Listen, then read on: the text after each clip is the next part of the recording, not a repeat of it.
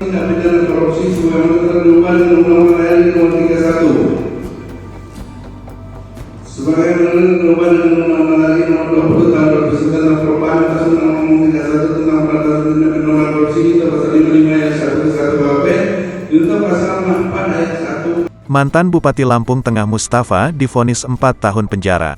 Dalam sidang perkara suap dan gratifikasi Lampung Tengah di ruang Bagirmanan Pengadilan Negeri Tanjung Karang, Bandar Lampung, Senin, tanggal 5 Juli tahun 2021, Ketua Majelis Hakim Evianto menyatakan Mustafa terbukti bersalah melakukan tindak pidana korupsi secara bersama-sama.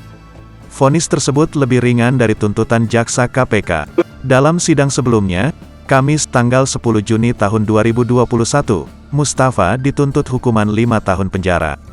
Mustafa dinyatakan terbukti bersalah telah melakukan tindak pidana korupsi suap pengadaan barang dan jasa di Dinas PUPR Lampung Tengah.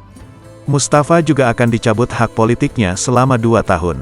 Ia juga diharuskan membayar denda dan uang pengganti.